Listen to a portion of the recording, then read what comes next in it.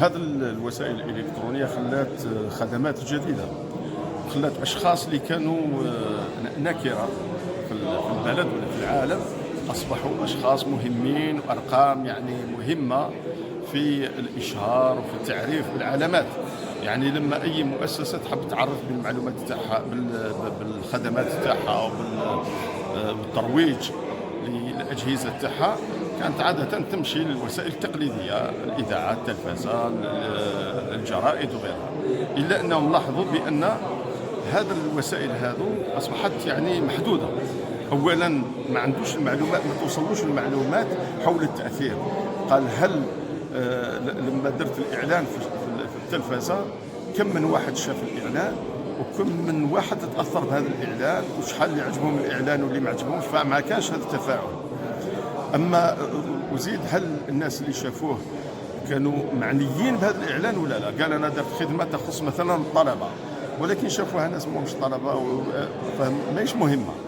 الآن عن طريق شبكات التواصل الاجتماعي وهذه الخدمات الجديدة تاع فيسبوك وإنستغرام وغيرها، بدأت تعطي أدوات اللي تسمح للمعلن ولا اللي يحب الإشهار أنه يوجه الإشهار تاعو لفئة معينة بالسن، بالخدمات تاعها، بالاهتمامات تاعها. فقال مثلا مؤسسة حبيت عندي عرض خدمة نقدمها للزبائن تاعي، ولكن هذه الزبائن في المنطقة الفلانية، وهذه الخدمة تخص ناس السن تاعهم مثلا من 15 إلى 25 سنة، وهذه الخدمة هذه للناس اللي عندهم اهتمام مثلا بالرياضة ولا بالإعلام الآلي وكذا.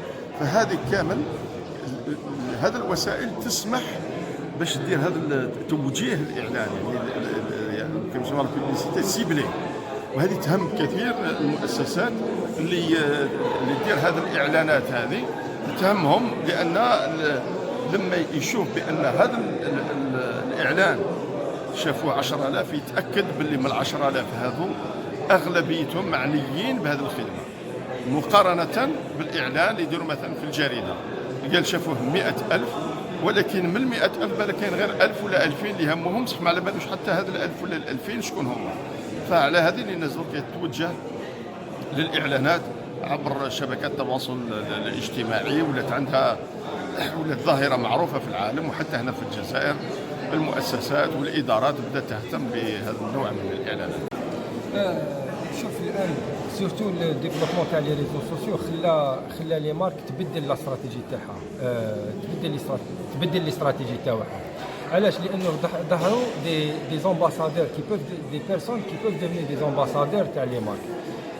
وكاين روتور سير انفستيسمون سا كوت بلوز او موان شير كو كي تكون الماركتينغ تراديسيونيل. اكزومبل اللي يخرجوا لي انفلونسور هذوما سي دي جون اللي يقدر يكري اون كوميونيتي اوتور دو لي، ماهيش يعني لازم تكون كبيره دي مليون ولا تقدر تكون اكزومبل شركه مختصه في حاجه في لي لوجيسيال، عندهم ان انفلونسور اللي عنده 40 بنادم يتبعوه، يقدر يلانفلونس، يقدر يغير لهم وجهه النظر، يقدر يتيتي لور فاسون دو ريفليكسيون، ويقدر يغير لهم، يقدروا يكونوا دي زادابت لهذا الوجيسيال، لهذه الشركه، للسيرفيس تاع هذه الشركه. هنا سي ان اليمون تري امبورطون، خير ما انه يروح نشوفوها تروح دير بوبليسيتي في لو غران بوبليك و سا كوت انورميمون، غاليه بزاف غاليه، وثاني تقدر ما تقيش يعني الزبون الحقيقي اللي يقدر يشري عليه. الان شركات راحوا لهاد لي زانفلونسور.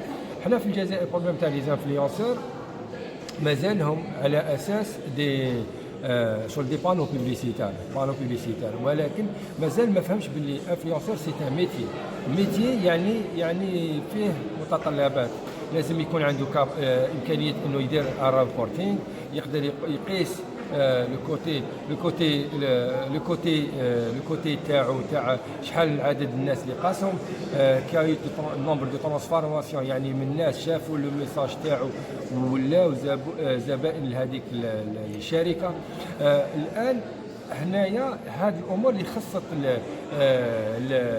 الانفلونسور الجيريان، وخاصه راح ثاني كي تكون تطور تكنولوجيا البيع عبر الانترنت والتجاره الالكترونيه. هنا راح تخلي نعرفوا يعني لو ريمونتي دانفورماسيون رابيد. مثلا زعما نحكموا انفلونسور يدير اشهار العلامه، نشوف يقول باللي كاين راه في عمليه البيع في هذا الموقع، نشوفوا نقدروا نعرفوا على حساب الوقت انه كاين ناس اترافير هاد الانفلونسور ايزون اشتي هذيك لامارك. ولكن سي اون دي يعيطوا له لو ماركتينغ دانفلونس. هذا سي parmi les nouvelles techniques de marketing اللي ديفلوبا مع تطور الانترنت وخاصه شبكه التواصل الاجتماعي. C'est Farid Farah, consultant ICT et enseignant-chercheur. Pour ce qui est du rôle de l'influenceur web dans la promotion de la publicité en ligne ou la publicité digitale, c'est la première conséquence, pour ne pas dire la conséquence la plus importante de la pénétration du digital dans le monde des médias et des annonceurs. Son rôle, c'est la création de l'audience, donc c'est le même rôle de la publicité. Mais seulement, c'est la méthode qui change. Aujourd'hui, les algorithmes permettent, à travers les réseaux sociaux, ou bien à travers des sites spécialisés, ou à travers des moteurs de recherche, à une personne, et même dans un proche avenir, un robot logiciel, de créer de l'audience autour d'une marque et cibler directement les personnes intéressées par cette marque, c'est-à-dire les mangeurs de hamburgers, les amateurs du chocolat. On peut les retrouver dans le net et on peut les identifier, les localiser en temps réel, et l'influenceur peut les atteindre en temps réel pour faire la promotion d'un produit X ou d'un produit Y. Et c'est ce qu'on appelle la révolution du digital dans le monde des annonces.